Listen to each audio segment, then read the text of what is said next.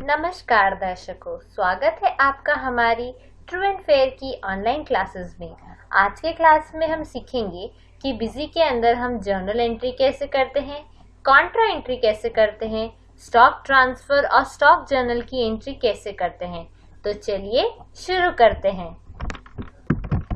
शुरू करने के लिए आप अपनी बिजी में कंपनी को ओपन कर लीजिए। ओपन करते ही आपको ऊपर की ओर दिखाई देगी ट्रांजैक्शन, जिसे आपको क्लिक करना है। क्लिक करने के बाद यहाँ आपको दिखाई देगा जर्नल। दोस्तों, जर्नल एंट्री में आप सारी एंट्री कर सकते हैं, यानी कि sale, purchase, credit note, debit note, payment हो या रिसिप्ट, या फिर हो कॉन्ट्रैक्ट की एंट्री, या कोई एक्सपेंसेस की एंट्री, या कोई इनकम की एंट्री। आप सारी एंट्री जर्नल के अंदर कर सकते हैं। बट हालांकि बिजी में ऑलरेडी आपको अलग अलग वाउचर्स क्रिएट करके दिए गए हैं। जैसे सेल्स की एंट्री आपको सेल्स वाउचर में करनी है, परचेज की एंट्री आपको परचेज वाउचर में करनी है, क्रेडिट नोट, डेबिट नोट या पेमेंट रिसिप्ट, उस सब के लिए आपको अलग अलग वाउचर क्रिएट किए हैं। अगर इन सब वाउचर्स के अलावा आपको कुछ और रिकॉर्ड करना है जो कि आपको नहीं मिल रहा कि इसे मैं किस वाउचर में रिकॉर्ड करूं, तब आप जर्नल एंट्री कर सकते हैं। जैसे कि मान लीजिए डेप्रिसिएशन की एंट्री, या फिर आपकी हुई बैंक इंटरेस्ट की एंट्री, या फिर कोई ऐसी एक्सपेंसेस जिसको आपको रिकॉर्ड करना हो और आपको इनमें से वाउचर में समझ नहीं आ रहा है, तब आप यहाँ जर्नल एंट्री में उसे एंट्री कर सकते हैं। जर्नल एंट्री करने के लिए आपको जर्नल में एंट्री मारना है। देन यहाँ पर एंटर करते ही आपको यहाँ पे 3 ऑप्शंस दिखाई देंगे, जो कि है ऐड, मॉडिफाई, लिस्ट। ऐड से आप न्यू वाउचर ऐड करेंगे। मॉडिफाई से आपको जो भी वाउचर क्रिएटेड है उसमें अगर कुछ चेंजेस करना है, तब आप मॉडिफाई में जा करके उस वाउचर में चेंज करके उसे सेव कर सकते हैं। देन लिस्ट में आप सारी जर्नल वाउचर्स को व्यू कर सकते हैं। तो चलिए मैं आपको भी ऐड करके दिखाती हूँ। ऐड ऑप्शन क्लिक करते ही आपको कुछ इस तरीके की स्क्रीन दिखाई देगी, जहाँ पर आपको वाउचर सीरीज बताना है, हमने बता दिया। देन आपको डेट बताना है। देन जीएसटी नेचर, यहाँ पे आपको बहुत सारे डिफरेंट जीएसटी नेचर्स दिखाई दे रहे हैं, जिसमें अलग अलग कैटेगरी वाइज आपको दी हुए हैं, और उसका डिस्क्रिप्शन भी बिजी आपको यहाँ पे बता देता है कि इस वाली जीएसटी नेचर की मीनिंग्स क्या क्या है। तो मैं आपको कुछ 5-6 जर्नल एंट्रीज करके दिखाऊंगी अलग अलग जीएसटी नेचर के साथ, ताकि आपको थोड़ा डिटेल में समझ आ जाए कि ये काम कैसे करता है। तो फर्स्ट ऑप्शन से मैं शुरू करती हूँ, जो कि है नॉट एप्लीकेबल नॉन जीएसटी, यानी कि वो एक्सपेंसेस जिसमें जीएसटी के अंदर आता ही नहीं है, या फिर जीएसटी उसमें एप्लीकेबल नहीं है। जैसे कि पेट्रोल के एक्सपेंसेस हुए, क्योंकि उसमें जीएसटी आता नहीं है। फिर हुए बैंक एंट्रीज, या फिर आप किसी को सैलरी दे रहे हैं, या फिर आपको किसी इलेक्ट्रिसिटी या टेलीफोन, कुछ भी एक्सपेंसेस आपको पे करना है जो जीएसटी के अंदर नहीं आता है। तो मैंने यहाँ पे उस केसेस में आपको GST nature not applicable non GST चुनना है। उसके बाद आप डेबिट करेंगे आपकी वो एक्सपेंस, जैसे कि मैंने यहाँ पे चुन लिया वाटर इलेक्ट्रिसिटी एक्सपेंसेस। मुझे यहाँ पे अमाउंट स्पेसिफाई कर देना है। देन आप यहाँ नरेशन में बता सकते हैं, अगर आपको कुछ नरेशन लिखना हो तो। मैंने यहाँ पे नरेशन में भी स्पेसिफाई कर दिया। देन आप क्रेडिट कर देंगे आप किस मोड से उसे पेमेंट कर रहे हैं। जैसे कि मैंने यहाँ पे कैश से उसे पे किया है, तो मैंने यहाँ पे कैश ले लिया। आप अगर लॉन्ग नरेशन कुछ देना चाहते हैं तो यहाँ पे दे सकते हैं, जैसे कि मैं आपको दे के दिखा देती हूँ।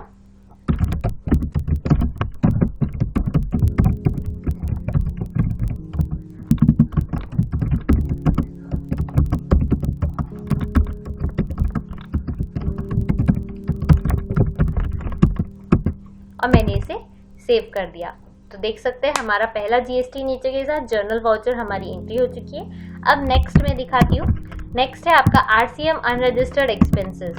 इसका मतलब ये है दोस्तों कि जो भी आपकी आरसीएम के अंडर में आता है, मतलब आपने किसी ऐसे जन से ट्रांजैक्शन किया है जो आरसीएम के अंडर आता है, जैसे कि ट्रांसपोर्ट वाले या फिर एडवोकेट का कोई वाउचर, तो उस केस में क्या होता है, आपको आरसीएम खुद से एप्लीकेबल करना होता है। तो उस केस में हम इसे अनरजिस्टर्ड एक्सपेंसेस करेंगे।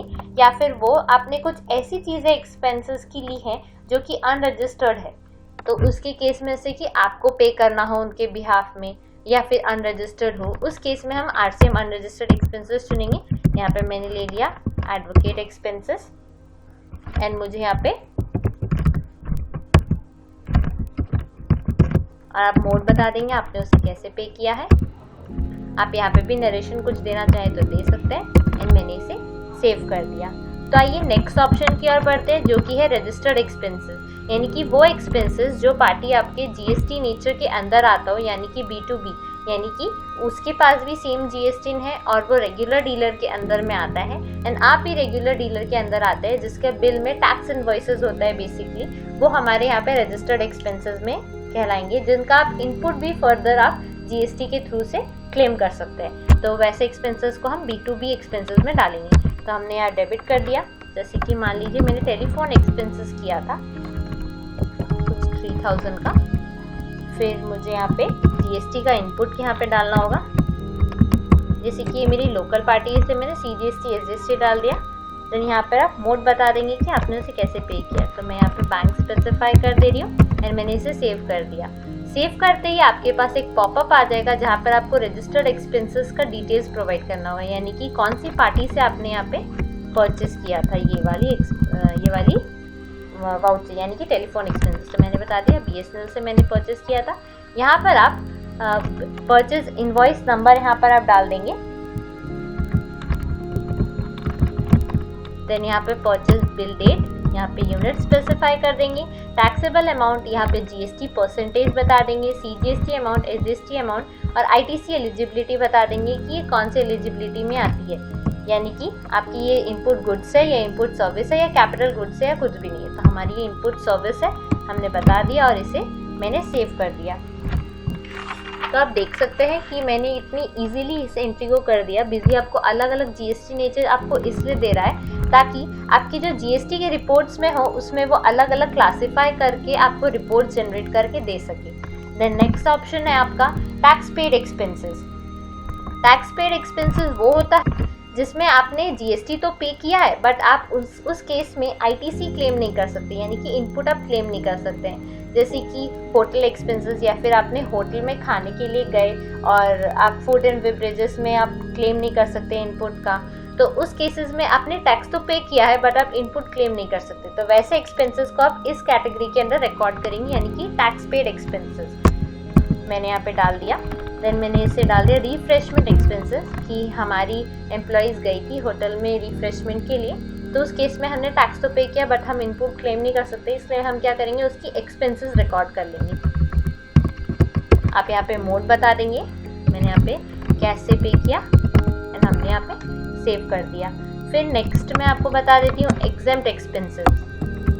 एग्जेम्प्ट एक्सपेंसेस वो है दोस्तों जो कि बाय नेचर आपका टैक्सेबल है बट इस ट्रांजैक्शन के लिए आपका टैक्स नहीं लगेगा। मतलब ऐसे कुछ बुक्स एंड पीरियोडिकल्स हुए जो कि अभी आपका एक्सपेंस मतलब टैक्स नहीं लगा है, उस केसेस में आप एग्जेम्प्ट एक्सपेंसेस में कर सकते हैं। जैसे कि मैंने यहाँ पे दे दिया बुक्स एंड पीरियोडिकल्स और उसका अमाउंट मैंने यहाँ पे बता दिया। फिर मोड बता दिया कि आपने उसे कैसे पे किया, यानी कि क्रेडिट में, एंड मैंने इसे सेव कर दिया। देन नेक्स्ट मैंने बता देती हूँ आपको कॉम्पोजिशन एक्सपेंस के बारे में।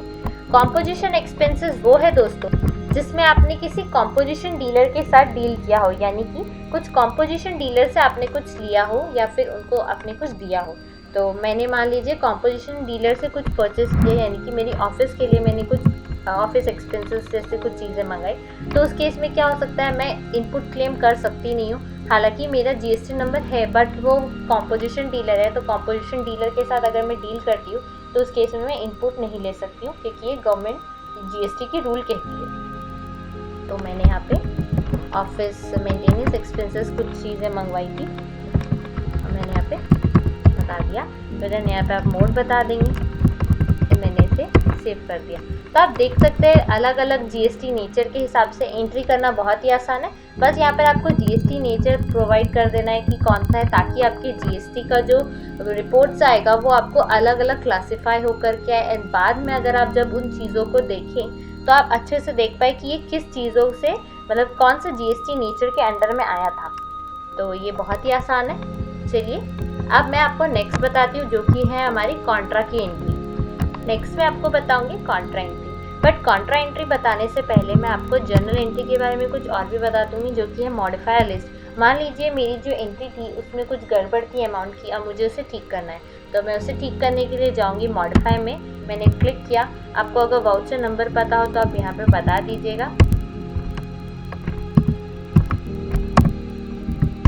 और मैंने इसे ओके कर दिया। ओके करते ही मुझे फर्स्ट में बता दिया, मान लीजिए 3000 नहीं होकर मुझे इसे देना था 2500। तो मैंने मॉडिफाई मोड में इसे ओपन किया एंड मैंने इसे सेव कर दिया। तो आप देख सकते हैं मॉडिफाई बटन का आप किस तरीके से यूज़ कर सकते थे। नेक्स्ट लिस्ट बटन से आप सारी जर्नल एंट्री यानी कि जिस डेट से आपको देखना है वो सारी जर्नल एंट्री आप व्यू कर सकते हैं।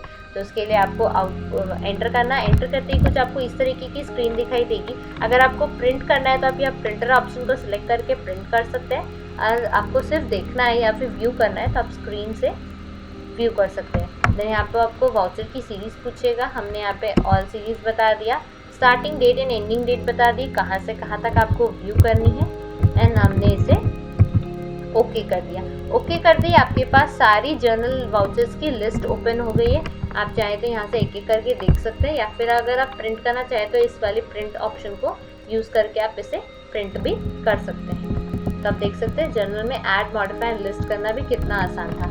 नेक्स्ट चलिए मैं आपको बताती हूँ Contra entry. Contra entry basically दोस्तों आपको या तो कैश की ट्रांजैक्शन कुछ करनी है या फिर बैंक की ट्रांजैक्शन करनी है, तभी हम आपको कॉन्ट्रा की एंट्री यूज़ कर सकते हैं। इसमें क्या होगा, अगर आपने बैंक में कुछ अमाउंट डिपॉजिट किए तब हम कॉन्ट्रा की एंट्री करेंगे, या फिर हमने बैंक से कुछ पैसे विड्रॉ किए तब भी हम उस केस में कॉन्ट्रा की एंट्री करेंगे। तो कॉन्ट्रा एंट्री करने के लिए हम जाएंगे ऐड बटन को हमने क्लिक किया, यहाँ पे वाउचर सीरीज बता दी। यहाँ पे आपको डेट बता देना है कि किस डेट को आपने बैंक से या कुछ डील किया या फिर कैश से डील किया।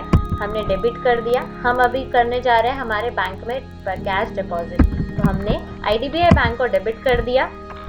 ₹10,000 हमने डिपॉजिट किया है और यहाँ पर आप कैश को क्रेडिट कर देंगे 10,000 से एंड मैंने इसे सेव कर दिया, यानी कि मेरी बैंक में 10,000 रुपीज़ डिपॉजिट हो गए। अब मान लीजिए मैं 3 तारीख को कैश विड्रॉ करना चाहती हूँ, तब मैं अपोजिट कर दूँगी। मैंने यहाँ डेबिट कर दिया कैश को विथ 3,000 रुपीज़ एंड मैंने यहाँ पे क्रेडिट कर दिया IDBI बैंक को, यानी कि 3,000 रुपीज़, यानी कि मैं अपने IDBI बैंक से मैंने कैश को विड्रॉ किया है। तो आपको फिर कॉन्ट्रा की एंट्री भी देख सकते हैं, काफ़ी आसान थी। अगर आपको कुछ मॉडिफाई करना है तो सेम आप यहाँ पे मॉडिफाई लिस्ट में जा करके मॉडिफाई कर सकते हैं। मॉडिफाई वाली ऑप्शन ओपन हो जाएगी। अगर आपको यहाँ पे कुछ चेंज करना है तो आप यहाँ चेंज करके देन इस बटन को सेव पर प्रेस करके आप सेव कर सकते हैं। और अगर आपको व्यू करनी है सारे लिस्ट तो आप यहाँ स्क्रीन में जा करके एंटर कर देंगे।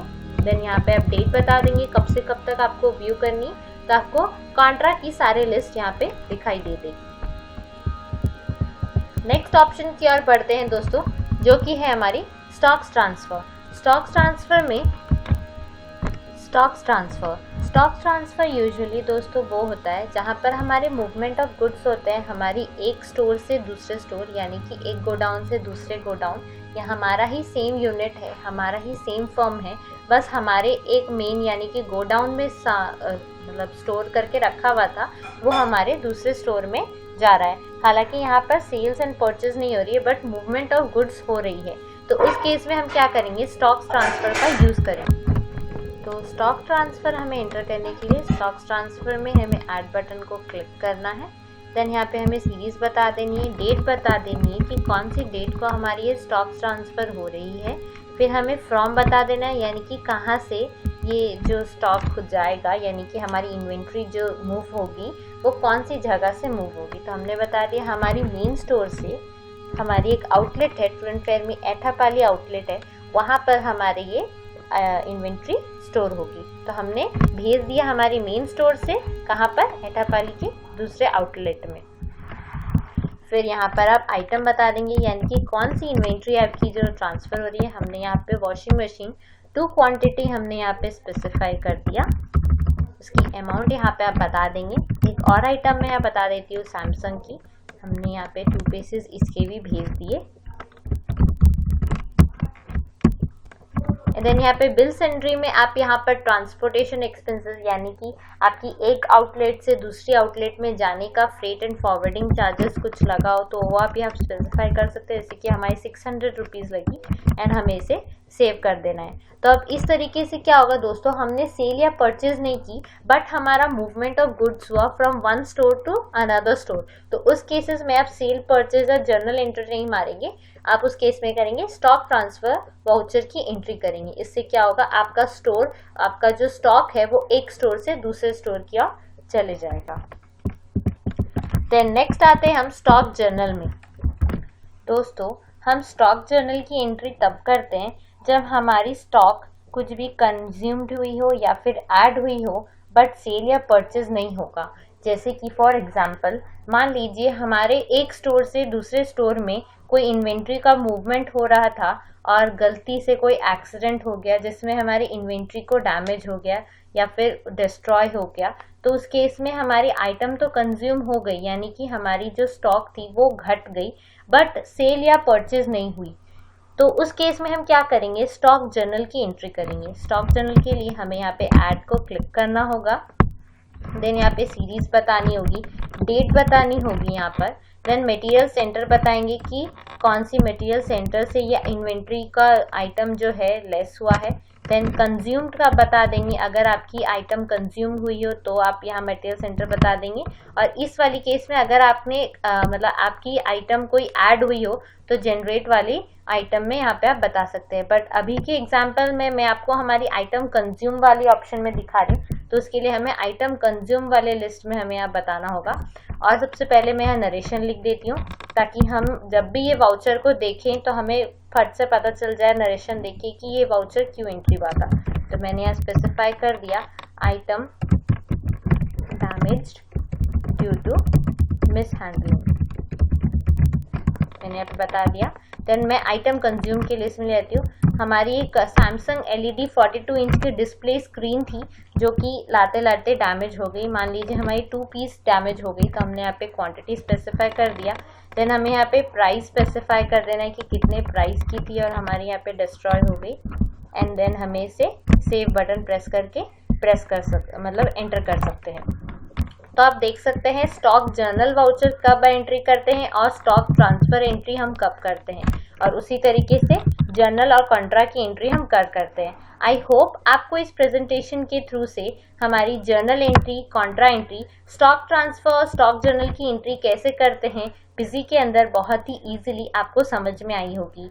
आपको हमारा वीडियो देखने के लिए बहुत बहुत शुक्रिया। अगले वीडियो का आप ज़रूर इंतज़ार करिए। तब तक हमारे वीडियो को लाइक करें, हमारे चैनल को सब्सक्राइब करें और बेल बटन को दबाना ना भूलें दोस्तों। और अगर आपको कुछ और भी चीज़ें जानना है तो आप हमें कमेंट बॉक्स में लिख के बताइए या फिर हमें कांटेक्ट कीजिएगा थ्रू www.trueandfairsolutions.in पे।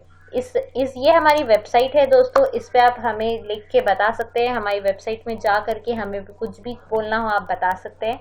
तब तक आप हमारी नेक्स्ट वीडियो का ज़रूर इंतज़ार कीजिए दोस्तों। तब तक के लिए मिलते हैं अगले क्लास में। Thank you.